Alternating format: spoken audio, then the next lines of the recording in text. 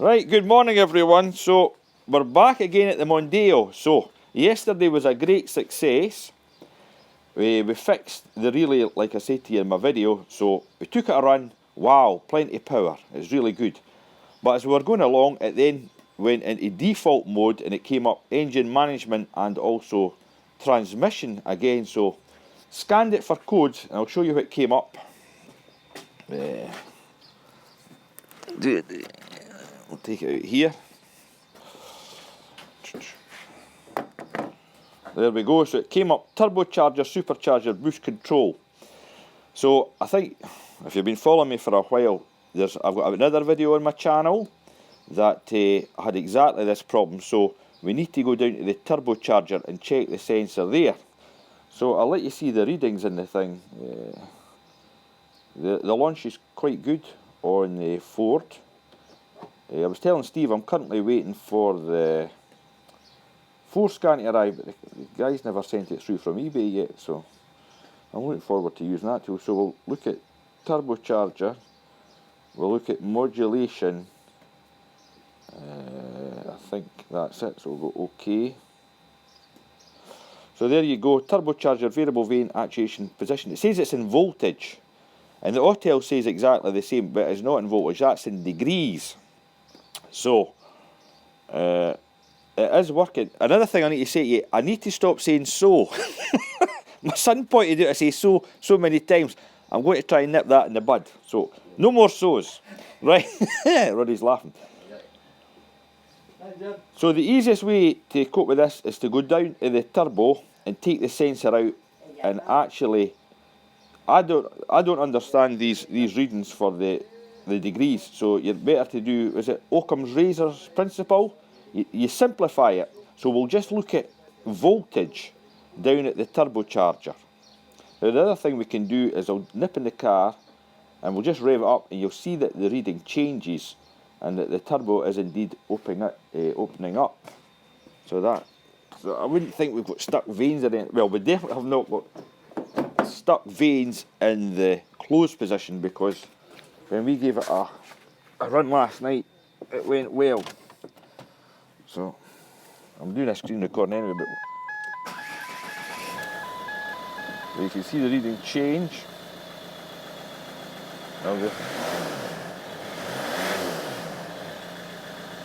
Because I'm at idle, you're not going to be able to duty sight. You really need to give it a run on the road. But I'll put it back. See, that reading comes down. So when the car is stopped, that reading should be steady.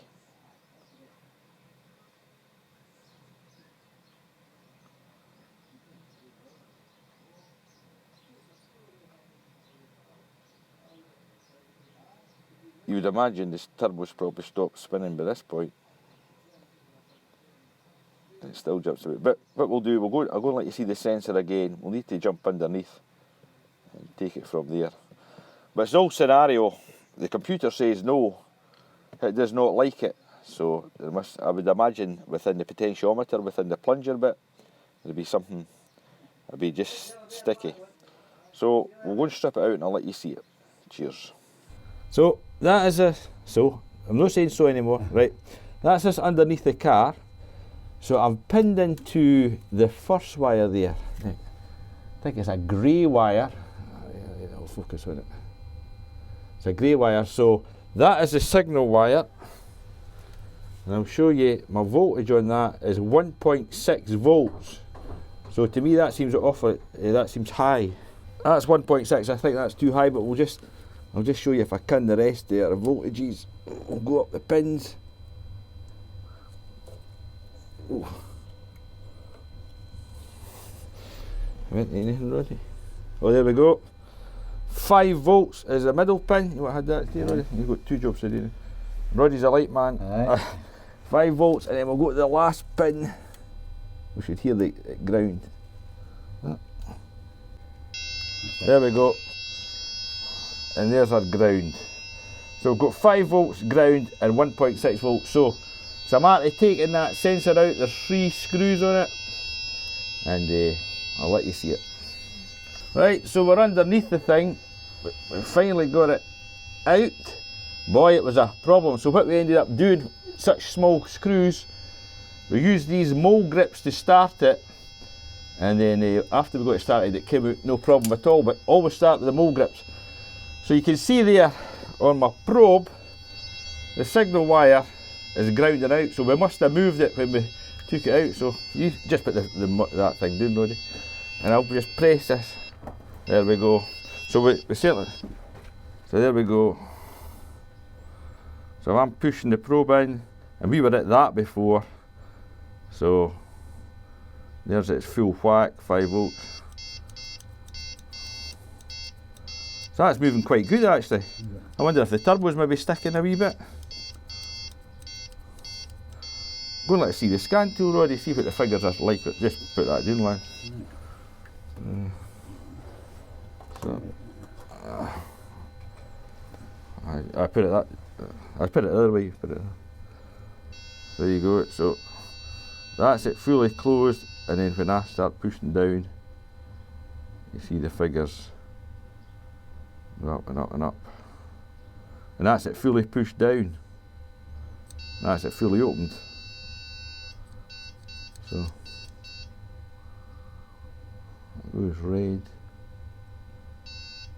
Give it a deal. We'll graph that. There, let's see it. Down. It's still doing it now. Oh. No got much. Graph on it. No, that's never worked very good. They've always worked better. There we go. We'll just pop it back in and see how it goes, eh? There we go. Let's see if I can see it actually in this, Roddy. Oh, I need to shut that thing up. There we go. So, you want to touch it? I wonder if that's... I want to get out the wee... We'll pop that back in and see what figure that goes to. What does it go in the scan tool, Roddy? Right.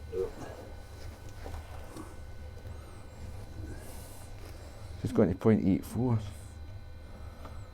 I wonder if the turbo's slightly stuck.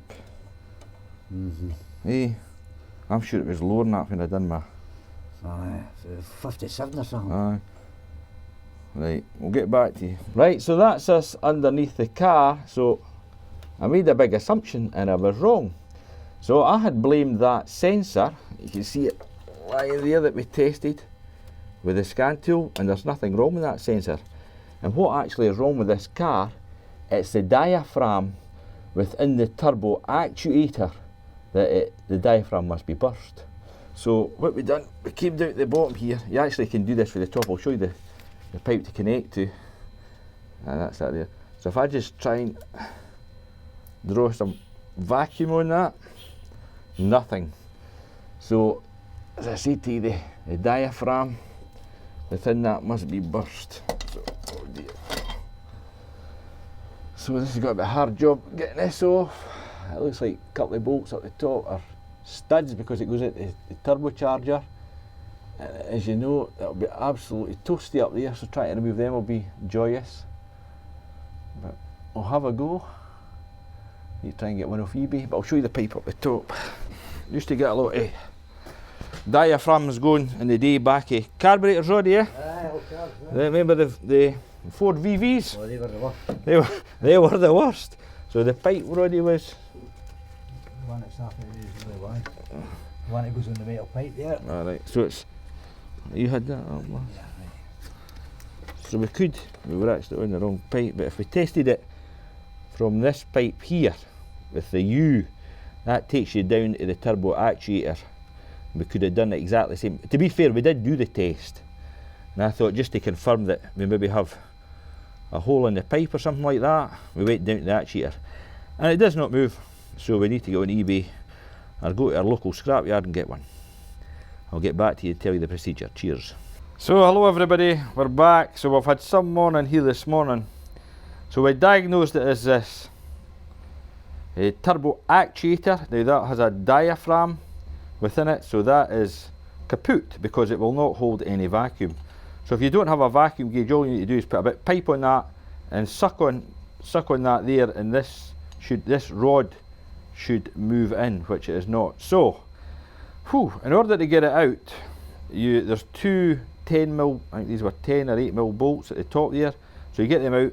Then I had to hacksaw this bit of the rod off, because we're not keeping that anyway. And then there's a circlip at the top.